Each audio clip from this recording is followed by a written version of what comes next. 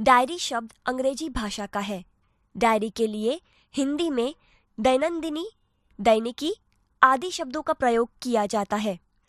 Diary में निजी जीवन में प्रतिदिन घटित घटनाओं का लेखा जोखा रखा जाता है।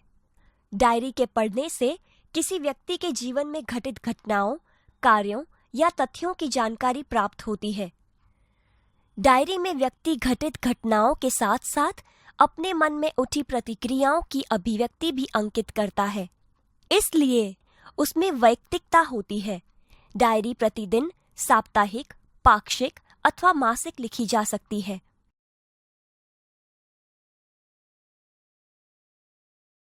डायरी लेखन की विशेषताएं। डायरी लेखन में निम्नलिखित गुण होने आवश्यक हैं। क. डायरी लेखन में क्रमबद्धता हो। ख. इसमें लिखा गया विवरण संक्षिप्त, सारगर्भित तथा वास्तविक हो। ग. डायरी लेखन में स्थान, तिथि, घटना या तथ्य का स्पष्ट रूप से उल्लेख होना आवश्यक है। घ. डायरी लेखन करते समय आलोचना, टीका टिप्पणी, बनावटीपन, काल्पनिकता, चित्रात्मकता, अनावश्यक विस्तार से बचना चाहिए। डायरी लेखन के लाभ। क. इससे जीवन में घटी घटनाओं की जानकारी प्राप्त होती है।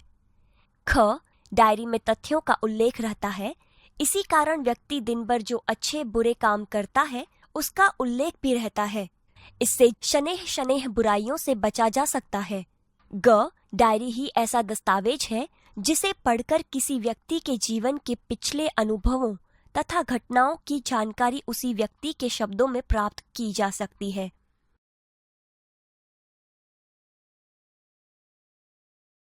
एक, अपने नए विद्यालय के पहले दिन की घटनाओं को अपनी डायरी में लिखिए। 7 अगस्त 2010, जामनगर। आज नए विद्यालय में मेरा पहला दिन था। मन में विभिन्न प्रकार के विचारों की उथल-पुथल चल रही थी तथा अनेक अनजानी आशंकाएं अनायास ही मुझे डरा रही थी। 9 बजे पिताजी के साथ अपने नए विद्यालय आदर्श मंदिर में पहुंचा। प्रधानाचार्य कक्ष में जाने पर उन्होंने मुझे कुछ प्रश्न किए, जिनके उत्तर मैंने दे दिए। मेरे उत्तरों से वे संतुष्ट नजर आए। उन्होंने मुझे प्रवेश के लिए निर्धारित फॉर्म दे दिया। मन को राहत मिली। थोड़ी ही देर में शुल्क आदि जमा करवाने के बाद मैं अपनी नई कक्षा में पहुंच गया। अपने नए दोस्तों, अध्यापक और आचार्य से मिलकर ऐसा नहीं लगा कि मैं नए विद्यालय में आ गया हूं।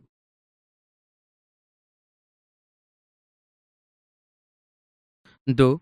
वार्षिक परीक्षा के एक दिन पूर्व के अनुभव को अपनी डायरी में लिखिए। 5 अप्रैल 2012, राजकोट। कल वार्षिक परीक्षा का पहला दिन है। रात्रि के 1 बज गए हैं, परंतु नींद नहीं आ रही। कल विज्ञान और टेक्नोलॉजी विषय की परीक्षा है।